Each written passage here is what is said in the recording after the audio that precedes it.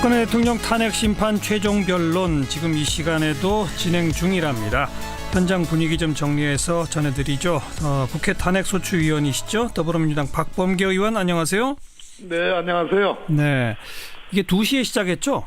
네, 2시에 시작했습니다. 그래서 먼저 대통령 측이 최종 변론을 먼저 하신 거고, 아니죠, 국회 측이. 네. 국회 측은 4명이서 한 1시간 정도 했다면서요?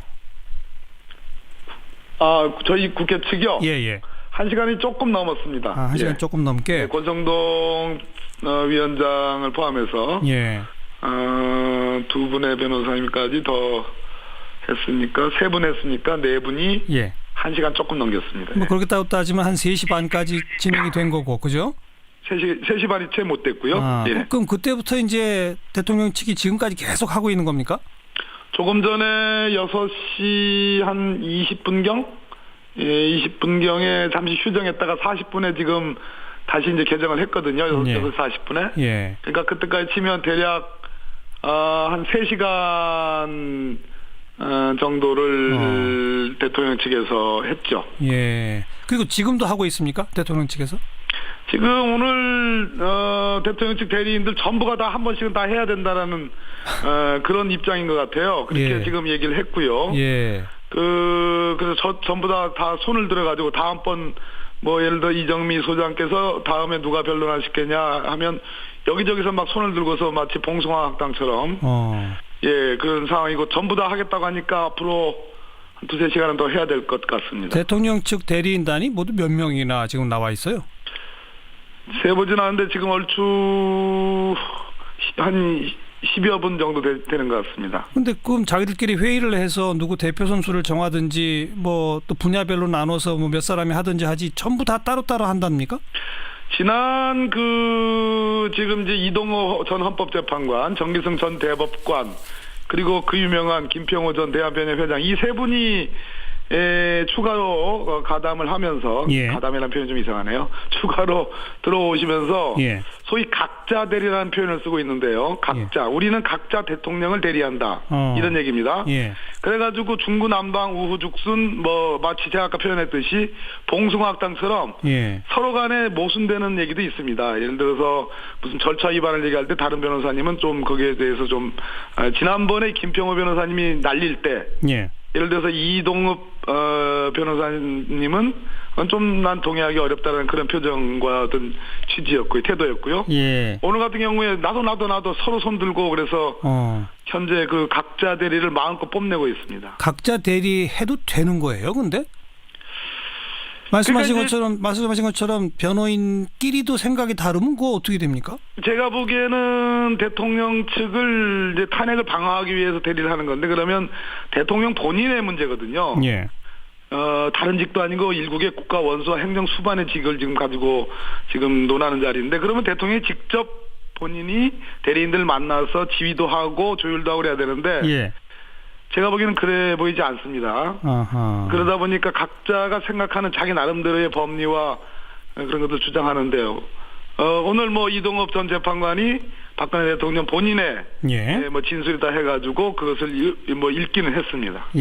그게 이제 현재 출석은 안 하고 박 대통령이 서면으로 입장을 표명한 거라고 지금 보도가 된 바로 그걸 읽은 거죠? 네네. 그나저나 방금 표현하신 봉숭아 학당 그 선생님이 좀 말려야 되는 거 아니에요? 재판관이 안 말리고 있습니까? 오늘은 뭐 지난 재판 때 워낙 뭐 그냥 재판부를 모독하는 국회도 모독하는 그런 워낙 심대한 사태가 벌어졌기 때문에 오늘은 제가 다른 변호사님들한테 물어보니까 이 정도는 제가 지난번 재판 때는 안 가봤습니다. 근데 이 정도는 워낙 양반이다고 그러니까 이정미 대행께서 별로 제지가 없었는데 다만 두 가지입니다. 김평호 변호사님이 재판부를 향해서 변론하는 게 아니고 이쪽 국회 측과 또 방청객을 향해서 변론을 계속 이렇게 무슨 장광설을 이렇게 하시면서 마치 강연을 하듯이 또는 뭐 설득을 하듯이 하니까 이정미 대행께서 우리를 보고 얘기를 해라 그런 지적을 하나 했고요. 그게 아주 눈에 띄고 지금 또 상황 또 하나 더 말씀드려도 되겠습니까? 말씀하세요. 제가 6시 한 15분 정도 그때 조금 전에 나왔는데 왜 나왔는 거 아니 뭐 다른 말씀도 안 되는 말씀을 하는 거는 다 받아들일 수 있는데 들어줄 수 있는데 예.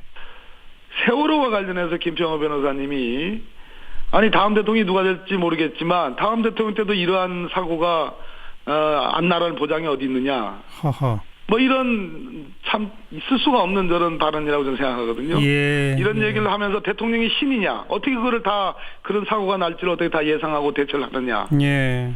이 부분에 대해서 전 진짜 속되게 표현해서 진짜 제가 맛이 갔습니다.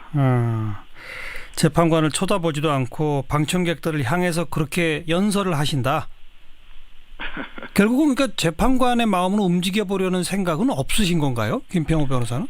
지금 헌법재판소에서 탄핵 심판이 있는 그 변론 과정은 다 녹화를 해가지고 시간이 조금 지나면 다 그게 공개됩니다. 예. 그 카메라는 딱 한 대입니다. 예. 그러니까 재판장 맨 뒤에 있는데요. 예. 저는 저분이 저기서 지금 촬영하는 것을 바라보고 하시는가 하는 생각이 들 정도로 초기에는 그랬습니다. 카메라를 향해서. 예, 이정미 대행의 지적을 받고서는 이제 자세가 조금 그래도 바뀌긴 바뀌었는데 그래도 재판관들 향해서 아니라 예. 저희들 국회 측을 향해서 이렇게 뭐 일종의 무슨 선생님들 무슨 뭐 훈화 이렇게 했습니다. 그러니까 대통령 측이 중구난방으로 각자 대리를 하긴 합니다만 일관된 무슨 논리는 어떤 거예요? 가장 큰 특징이요. 대부분의 변호사님, 4분의 변호사님들이 지금 현재 하는 걸 제가 보고 나왔는데요. 아이고, 그럼 앞으로도 6명 이상 남았다는 얘기네요. 꽤 더 또 그 유명한 서석구 변호사님도 하셔야 되니까요. 예. 그런데 이분들의 말씀은 다소간의 뭐 위반이나 어떤 사소한 실수나 대통령이 뭔가 조금 다소간의 허물이 있다 하더라도 이로 인해서 헌법 질서가 파괴됐거나 중대하게 손상됐다 볼 수 없다. 이 표현대로 예. 그 정도는 아니지 않느냐. 그러니까 탄핵 사유는 아니다라는 주장을 하다 보니까 이렇게 말씀하시는데 이 행위로 대통령의 행위로 인해서 헌법 질서가 파괴되면 그건 내란 사범입니다. 내란 범죄에 해당합니다. 그런데 우리 헌법에서 말하는 대통령 탄핵 사유로서의 중대한 위헌 위법 사유는 헌법 질서가 완전히 파괴되지 않았더라도 농단 행위 정도만 있어도 위헌 위법 사유로서 탄핵 사유가 되거든요. 그래서 오늘 전체적으로 대통령 측 대리인들의 말씀은 그럼 지금 저 말씀이 탄핵 사유가 아니라 하면 대통령은 앞으로 다음 대통령들은 다 저런 정도의 위반이나 사소한 뭐 저런 허물이 있어도 다 용서되는 문제인가라는 근본적인 질문을 제가 해봤습니다. 네. 이거 밤늦게까지 갈 것 같은데 끝나고 나면 혹시 선고일을 예고하게 될까요? 안 될까요? 평의라는 중간 절차가 있는데요. 평의가 성립이 돼야지 거기서 소위 법정의 의견이라는 8분 중에 6명의 의견이 모아져야지 가능한데 지금으로서 예측하기는 어렵습니다. 알겠습니다. 여기까지 말씀드릴게요. 고맙습니다. 네, 감사합니다. 더불어민주당 박범계 의원이었습니다. 안녕하세요. 안녕하세요. 주승용입니다. 네, 그러니까 한마디로 특검이 할 만큼 했다. 상당수 구속하고 기소하고 했으니 이제 목적 달성된 거 아니냐라는 논조인데 어떻게 보세요? 대통령 대면 조사도 못했지 않습니까?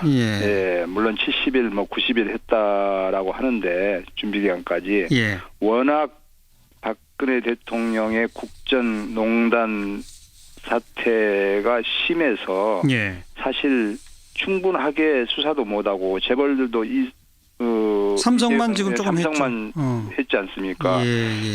저는 이걸 처음에 여야가 합의할 때 100일로 했더라면 이런 결과가 없었을 건데 그 당시에 새누리당이 뭐 그렇게 국정농단이 심하지 않기 때문에 70일로 하고 그때 가서 또 문제가 된다면 30일 1회에 한해서 연장하자 이렇게 했던 것이 지금 확언이 됐는데요.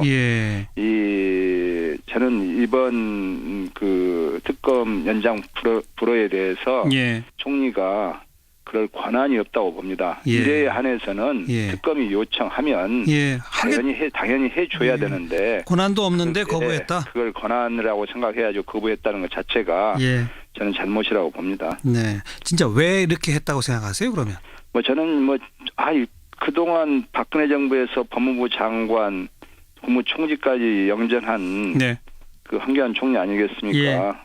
저는 개인적으로 박근혜 대통령에 대해서 운해를 입었다고 생각합니다. 예. 뭐 그것이지만 그건 사적인 일이고 예. 공적은 국가의 지금 국가 대개혁을 요구하고 있지 않습니까? 국민들의 다수가 이 진실이 규명돼야 된다고 하고 있지 않습니까? 저는 지난번 청와대 압수수색 거부 때부터 아마 이건 어느 정도 예견을 했었습니다. 네. 예. 뭐 이런 표현도 들어 있었습니다. 그러니까 만약 탄핵이 인용되게 되면 곧바로 대선 전국에 들어가는데 대선 전국과 특검의 수사 기한이 겹치게 되면 대선에 정치적 영향을 미칠 수 우려 이런 것도 고려했다. 이런 건 어떻게 보세요? 뭐 저는 그 문제도 충분히 뭐 고려할 수 있다라고 봅니다. 네. 예, 그렇지만 대선은 대선이고 또 이 진실 규명은 진실 규명이라고 생각합니다. 지금 국민들은요 검찰을 믿지 않기 때문에 이번 박영수 특검이 구성된 거 아니겠습니까? 그렇죠. 이게 다시 검찰로 갔을 때 이게 박근혜 최순실 게이트의 진실이 밝혀질 것인가? 지금 우병우 전 민정수석이 오늘 아침 신문 보니까 뭐 작년 말에 뭐 2,000회의 문자와 통화를 사정 라인하고 했다라고 한다는 것은 청와대하고 검찰 사정 라인하고 다 연결이 돼 있다는 거 아니겠습니까? 이런 것이 다시 검찰로 갔을 때 또 황교안 권한대행이 법무부 장관 출신 아닙니까? 외압이 안 들어가겠습니까? 다시 나는 이 진실은 또 영원히 묻힐 것이다. 제대로 규명되지 않을 것이다. 전부 다 국민들은 그렇게 보고 있을 겁니다. 뭐 좀 지난 얘기입니다마는 김병준 교수 총리를 먼저 했으면 어땠을까 이런 생각이 드는 게 당시 국민의당이 선 총리 후 탄핵 황교안 총리부터 교체한 다음에 탄핵하자 이런 주장을 하셨던 적이 있었잖아요. 예, 국민의당 이런 상황이 올 것을 예견했었습니다. 그래서 그 당시에 선 총리 후 탄핵을 주장했고 심지어는 우리가 민주당에서 추천하는 우리 당은 추천하지 않겠다.